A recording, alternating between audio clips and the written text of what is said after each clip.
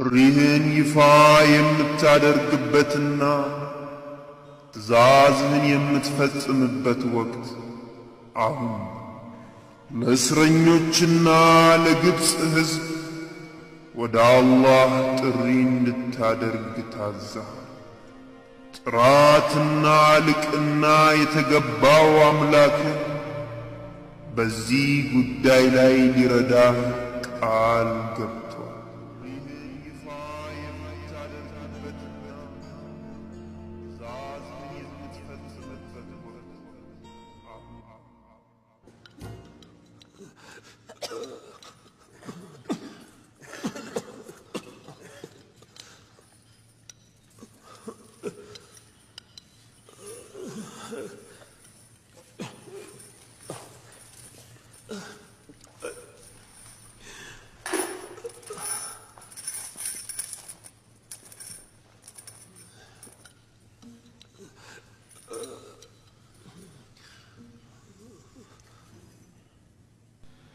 ትላንት ሌሊት እኔና ቤላሩስ አስገራሚ ህልም አየን። ልትፈታልን ትችላለህ? ምን አይነት ህልም? እስቲ ንገሩኝ።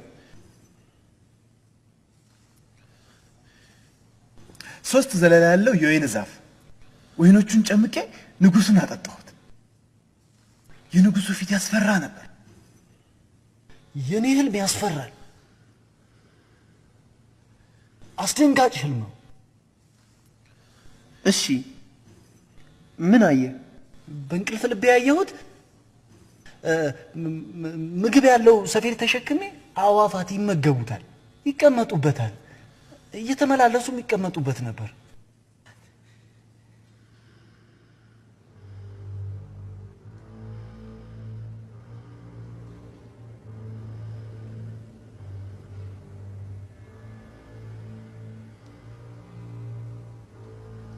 የህልማችሁን ፍቺ ከነገርኳችሁ ማይመቻችሁም ቢሆን እንኳን ትቀበሉኛላችሁ?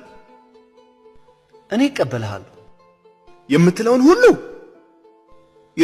ሁሉንማ እንዴት እንቀበላለን? የምነግራችሁን እንደምትጠራጠሩማ ግልጽ ነው። በጅራፍ ሊገርፉኝ የምነግራችሁን አምናችሁ እንድትቀበሉና ጥቂት የህልም ፍቺን እንደማውቅ እርግጠኛ ነኝ። እነዚህ ትእዛዝ ፈጻሚዎች በመጀመሪያ ግልጽ የሆኑ ምልክቶችን ነግራችኋለሁ። ከዛም የህልማችሁን ፍቺ ሰጣችኋለሁ። ለምሳሌ ምን? ለምሳሌ ዛሬ የሚቀርብልን ምግብ ምን እንደሆነ ልንገራችሁ። ለእኔ ንገረኝ ዩዘርሲፍ። አሁንም በድግምትና በጥንቆላ እንደሰመጥክ ነው? ይህንን ከማድረግ አላህ በጥበቡ ይጠብቀኝ። እኔ ከሰማየ ሰማያት እገዛና ጥበቃ ትችለው ከአምላክ የሆነ ዕውቀትንም ተለግሻለሁ። ይህ የህልም ፍቺም ፈጣሪዬ የለገሰኝ ጥበብ ነው። ታላቁን የግብፅ አምላክ ፈጣሪና ጠባቂ ነው እያልክ አይመስለኝም። ግዑዝ ነገር ነገ ምን ሊሆን እንደሚችል ያውቃል ብለህ ታስባለህ? የምግቡን አይነት ማወቅ ትፈልጋላችሁ? ዛሬ የምትመገቡት ምግብ የስንዴ ዳቦ፣ የተጠበሰ አሳና ጥቂት የተምር ፍሬ ነው።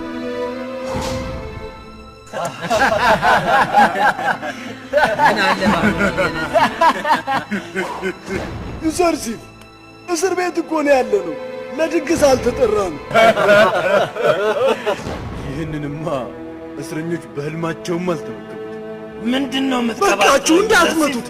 ምን እየፈጸማችሁ? ለተከበሩ ሰዎች እንጂ ለእስረኞች አይደለም።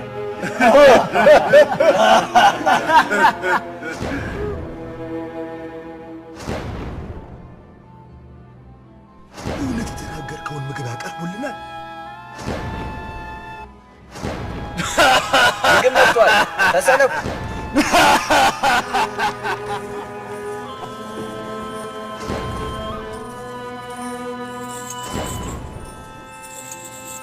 የዛሬው ምግብ ምንድን ነው? ብነግረህ አታምነኝም። የተጠበሰ አሳ፣ የስንዴ ዳቦና ተምር። እንዴት አወቅ? ከዛሬ ውጭ መች መጥቶልህ?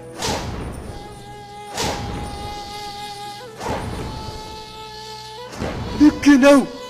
የምግብ አይነቱ ዩዘርሲፍ እንደነገረን ነው። አትረባበሹ። ሁሉም የየራሱ ድርሻ አለው። በቃችሁ፣ ይበቃዋል። ድምፅሽን ቀንሺ። ሲቀጣ ለማየት አልነበር የመጣሽ? አይሆንም። አንቺ አፍሽን ዝጊ። በቃ አስቆማቸው። በእመቤት ዙሌይካ ትእዛዝ የተሰራ ነው።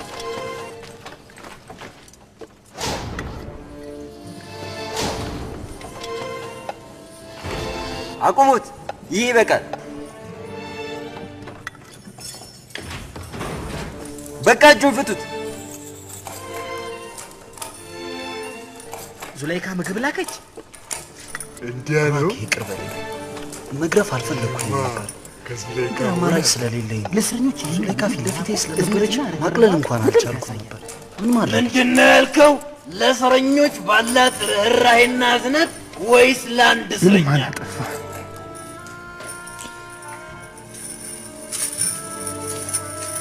ሚስቴ ላይ አገባሁባት። ይሄን ሲያውቁ ጓደኞቼ፣ ወዳጆቼ፣ ሚስቴ ላይ ዘመዶቼና አባቴና እናቴ ሳይቀሩ ጓደኞቼ፣ ወዳጆቼ፣ ዘመዶቼና ለምንድን አባቴን የመሰለች ሚስትህን የምታስቀይማት? ለምንድን ነው ከሷ ከቤትህ ምን አተህ ነው የመሰለች ሚስትህን የምታስቀይማት? መቆጣት የሚችለው ታላላቆቼ ከቤትህ ምን አተህ ነው አባቶቼ ተቆጡ፣ ገሰጹ። መቆጣት የሚችለው ታላላቆቼ የቅርብ የምላቸው ጓደኞቼ ደግሞ ተቆጡ፣ ሰደቡ፣ ገሰጹ። ላቀረሽ ስድብ ነው የሰደቡ። የቅርብ የምላቸው በመከባበርና በርቀት የማውቃቸው ላቀረሽ ስድብ ደግሞ መከሩ።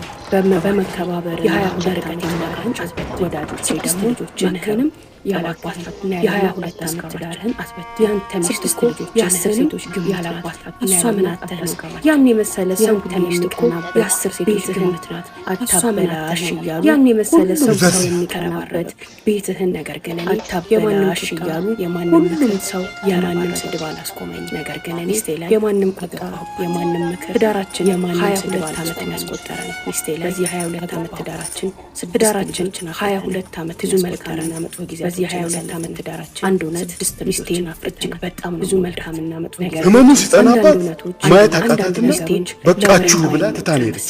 ነገር ግን የቅርብ አንዳንድ ነገሮች አንዳንድ ስሜቴንም ለወሬ ቁጣዋ እንደ ልበ ደረቆች የቅርብ ያልኳቸው እዝነቷም ቢሆን እንደ ወደ ባሻዎች አይደለም። ምቀኝነቷ ለእዝነቷም ሆነ ለፍላጎቷ ላገባ አስቤያለሁኝ ሌላ ሴት ላመጣ ነው ስላቸው ሞቶ የተነሳ ግራ ቢገባኝም እውነቴን ግን ላስረዳቸው አልተቻለኝ ነው ብዬ እኔም ለራሴ ግራ አይገባኝም። እውነቴን ላስረዳቸው ጋር ለማድረግ ቻለኝ። ቤተሰቧ አንዳንድ ሽማግሌ ስልክ እኛ አባቷ ባለው እዚህ ያለው ለጃም ነፈሰ ቀኝ አልደረም ብለው አሻፈረኝ አሉባት። እሳቸውን የመከሩኝም ያወቀሱኝም የሰደቡኝም እኔ ቤት ውስጥ የሚፈነዳውን ቦምብ ድምፅ እየተፈቀደ ከባድ ፍቃድ በፍጹም የቤቴን መፍረስ የፈለገውን በወድህ የፈለገውን ባፈቅርህ እሱ እስኪፈቅድልህ የምታገሳለሁ።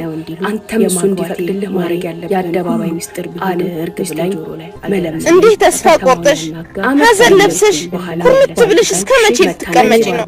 አባቴ ምን አማራጭ እዚህ መስጂድ ላይ የለች ለሚያሰግዱ ለአንድ ቀን እንኳን ከመለየት ሺህ ጊዜ በመጋዝ ብገዘገዝ በሴት ብከተከት ይሻለኛል።